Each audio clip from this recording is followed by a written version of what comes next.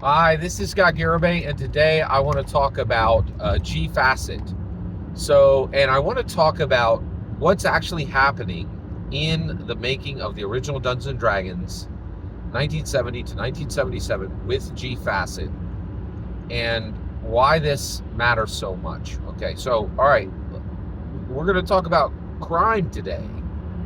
All right, okay, so the making of original Dungeons and Dragons is coming. It's a D&D canon hardback. It's headed our way, and I think this book is so complex and so ambitious that no one person in Hasbro even understands what they're about to accomplish with the making of original Dungeons and Dragons, 1970 to 1977. Okay, all right. Let me explain. Okay. Oh, Facet, what do you mean, Scott?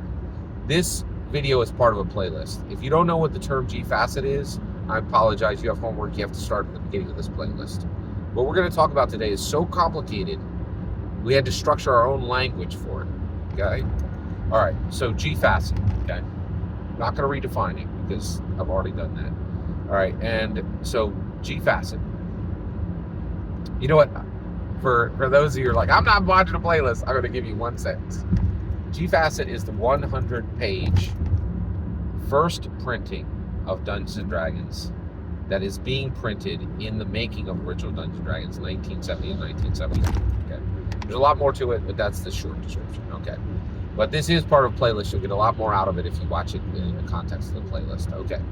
Just go into the description. You'll see the link for the playlist. Go. All right. So, Facet. It's being printed as it originally appeared, and that means Gary Gygax, the first printing of Dungeons & Dragons, they printed them up. They sent them to the printer, and then they had them delivered to Gary Gygax's house, okay? And then they sat in Gary Gygax's house, and what was sitting in Gary Gygax's house is, and please correct me if I'm wrong, I'm explaining what they explained in an official D&D video. They were like, Gary Gygax did not have the rights to print Hobbit and Balrog right in the first printing of Dungeons & Dragons, okay?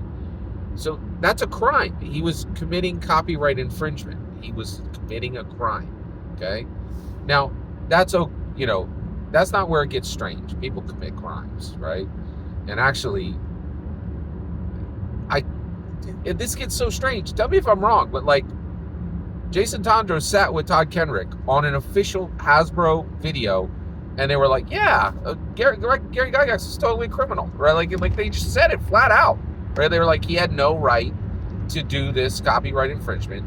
They did it, and then they had to back it out in later versions because they had no rights to print what they were printing, right? And I get it, right? Like, now, it's no surprise to me that Gary Gygax was a criminal, right? And how was Gary Gygax a criminal, right? In my humble opinion, right?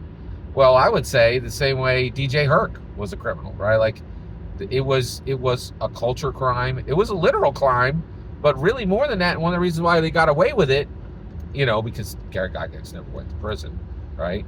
Is it was a cultural crime where the benefit was higher to culture than the deficit, right? Like, rap music was breaking the law from the gate, right? You can't just take people's music and mix it into somebody else's music without talking to them first and getting the rights. And that's exactly how rap was born. And literally 100 different rappers did it before the law caught up, right? And, but I think everybody knew what they were doing was illegal. But they were like, the cultural impact of this is going to be so high, the society can take the hit. And I think that's exactly what happened with Dungeons & Dragons, right? So basically, first edition Dungeons & Dragons was illegal. It was not legal to print it, right? Or to own it, right? Because it was infringing on someone's copyright, right? Directly, gratuitously, but awesomely, right? And that's the kicker, is Gary Gygax came in and said, hey, I've just changed the world. You read Lord of the Rings. Tons of people read Lord of the Rings. But welcome Dungeon Master. Welcome Dragon Master. Scott, what do you mean by Dragon Master? When I say Dragon Master, I mean Dungeons & Dragons player. What any other tabletop role-playing, what any other D&D commentator would call a D&D player. I say Dragon Master. I have an entire video on it, link below, right? Okay. So when I say Dragon Master, I mean the players. Okay, each player is a Dragon Master. So the Dungeon Master and the Dragon Masters, he's saying, so Gary's saying to the Dungeon Masters and to the Dragon Masters, the rest of the schmuck world read this book. They're done. You're not. I'm going to immerse you in Lord of the Rings, and you will live in Lord of the Rings with your own made character, and you will change that world as you desire. And for you, Lord of the Rings is open, right? For the rest of the world, because they're muggles and not wizards like us, right? They're done. You're not. You're not done. You're not even remotely done, okay? You have more to do, right? And that's pretty profound, right? Like saying, hey, Lord of the Rings is open for us, right? But he didn't have the rights, right? So this wasn't legal, right? What's fascinating about G Facet is they are now saying, remember that crime we did? Hold my beer, we're going to do it again, right? And they're not going to do a crime this time, in my humble opinion, because the Tolkien estate is in on it. They're like, remember, but I want you to so I am here on YouTube saying all the time, only an outrageous fool believes Dungeons & Dragons is a game, because things continue to happen on it that don't happen on any game in the world, right? Dungeons & Dragons just said, we committed a crime against these people. Now we're going to show you every page of that crime and print it for you again, right here in this book. You can look at the crime directly in high resolution. What? Right? Now, it's not a crime now. Why? Okay? Now, again, I'm going to say what I assume is correct. Please correct me if any of this is wrong. I'm assuming, because they didn't say it, I'm assuming that, they understand, they Jason Tondro, speaking officially on Hasbro's official Dungeons & Dragons channel, said flat out, we know this was a crime the first time it happened. We're about to reprint it, right? Now, I'm assuming he understands that that's not a crime now, and the reason that's not a crime is they have gone to the Tolkien estate and said, hey, we want to reprint the entire first edition of Dungeons & Dragons in its entirety, exactly as it appeared, which was copyright infringing you. Now, why on earth would the Tolkien estate say yes to that? Well, I can tell you right now, because I know Dungeons & Dragons like the back of my hand. Last year, they printed Magic the Gathering, Lord of the Rings, right? Magic the Gathering is Dungeons & Dragons collectible card game, right? That's how I view it. Some people would say it's a freestanding collectible card game. I don't think so. I think it's just Dungeons.